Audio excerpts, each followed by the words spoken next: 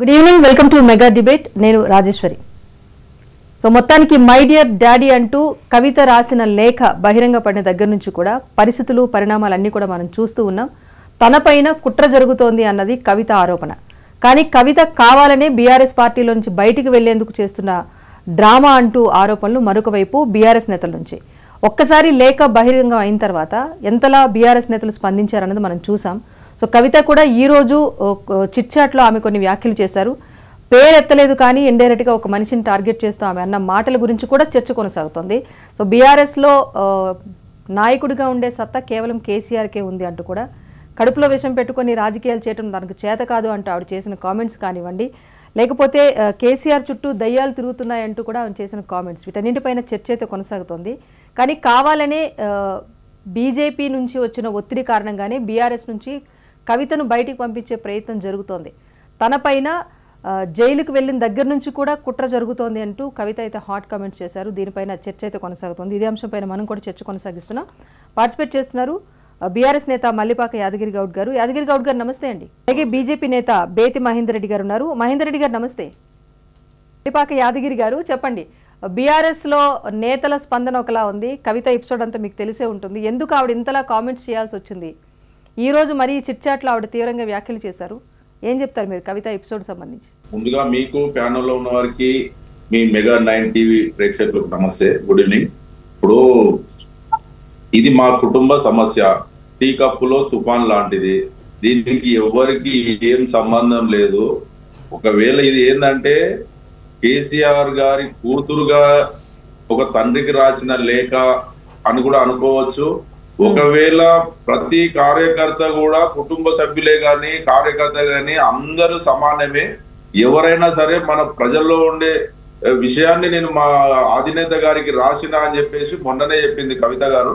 ఇప్పుడు దాని మీద పెద్దగా చర్చ చెప్పవలసిన అవసరం ఏం లేదు. ఇలాంటి చిన్న సమస్యలు రేపు మాపో ఇవన్నీ సమస్య పోతాయి. దీని గురించి పెద్దగా చర్చించవలసిన అవసరం కూడా లేదు. ఏంటంటే ప్రతిపక్ష పార్టీలకు ఏదో ఒకటి దొరికింది కాబట్టి వాళ్ళు ఏదో ఒకటి మాట్లాడాలని చెప్పి మాట్లాడుతున్నారు. అట్లంటే ఈ రోజు కాంగ్రెస్ పార్టీలో ఎన్నో వ్యతిరేకంగా వాళ్ళ పార్టీలో వాళ్ళకి మంత్రివర్గం గురించి కానివ్వండి, ఎస్సీ వర్గీకరణ గురించి కానీ, ఎస్సీ మంత్రులు కావాలని మాదిగ మంత్రివర్గంలో మాకు చోటు లేదని చెప్పేసి, అదే విధంగా మహిళా అధ్యక్షురాలు పిసిసి ప్రెసిడెంట్ కు 2 పదవులు ఎందుకు, ఒక ఎమ్మెల్సీ అన్న త్యాగం చేసుకోవాలి, ఒక పిసిసి అనే త్యాగం చేసుకోవాలి అందరికీ అని చెప్పి అన్ని పార్టీలలో ఉన్నదే. ఇందులో కూడా భావ స్వేచ్ఛ ప్రకటన ఉన్నది కాబట్టి చెప్పింది. కానీ దాని గురించి పెద్దగా చర్చించవలసిన అవసరం మాత్రం ఏం లేదు. కానీ అవి ఇంకో అంశం కూడా తీశారు కదా, పార్టీ వ్యవస్థాపక జరిగినప్పటి నుంచి కూడా తన పార్టీలో ఉన్న అంత ప్రయారిటీ పార్టీలో తనకు లేదు. సో కేసీఆర్ కుమారుడికో లేకపోతే కేసీఆర్ మేనల్లుడికో దక్కినంత ప్రాధాన్యత కవితకు దక్కలేదు అన్నది అందరూ ఒప్పుకోవాల్సిన అంశం అనేది ఇటు రాజకీయంగా కూడా వినిపిస్తున్న విశ్లేషణ. సో ఆ ప్రయారిటీ కోసం ఆమె ప్రయత్నించారు, అందుకే దక్కలేదు. ఇకపై కూడా తనను పార్టీలో ఉంచే ప్రయత్నం జరగదని భావించారా? అందుకే ఇలాంటి కామెంట్స్ వస్తున్నాయా?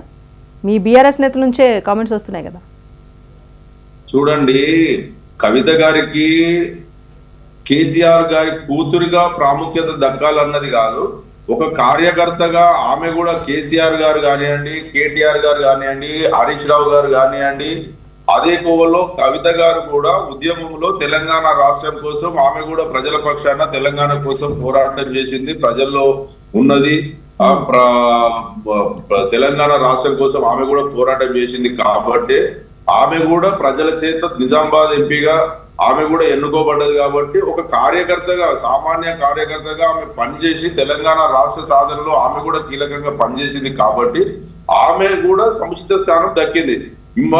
మనము కేసీఆర్ గారి కూతురు కాబట్టి వచ్చింది అని అంటే మళ్ళీ ఆ కుటుంబ సభ్యులు అని చెప్పేసి మళ్ళీ దీని మీద ప్రతిపక్ష పార్టీలు వేరే రకమైన విమర్శలు చేస్తారు. ఎవరెన్ని విమర్శలు చేసినా కేసీఆర్ గారి కూతురికైనా అదే సమానంగా ఉంటుంది. అదే విధంగా ఒక సామాన్య కష్టపడే కార్యకర్త కూడా అదే కష్టపడే కార్యకర్తకు గుర్తింపు తప్పకుండా ఉంటుంది. అదే విధంగా చెప్పాలనుకుంటే కేటీఆర్ గారు కానివ్వండి, హరీష్ రావు గారు కానివ్వండి, కవిత గారికి కానివ్వండి, వాళ్ళు ఎంత కష్టపడితే ప్రజల చేత ఎన్నుకొని ప్రజాప్రతినిధులుగా ఎన్నుకోబడి ప్రజలకు ఏ విధంగా సేవ చేసిరో కేసీఆర్ గారు అదే కోవలో సామాన్య కార్యకర్త అయినటువంటి బాల్క సుమన్, విద్యార్థి నాయకుడు బాల్క సుమన్ గారిని కూడా పార్లమెంట్ కి పంపించిన చరిత్ర కేసీఆర్ గారికి ఉంది, అసెంబ్లీకి పంపించిన చరిత్ర కేసీఆర్ గారికి ఉంది.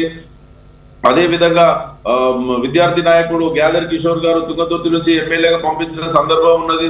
అనేక సందర్భాల్లో సామాన్య కార్యకర్తకు కానీ కేసీఆర్ గారి కుటుంబ సభ్యుడు అన్న ప్రత్యేక గుర్తింపు అనేది ఏమీ లేకుండా కేసీఆర్ గారి కుటుంబ సభ్యులకు కూడా అదే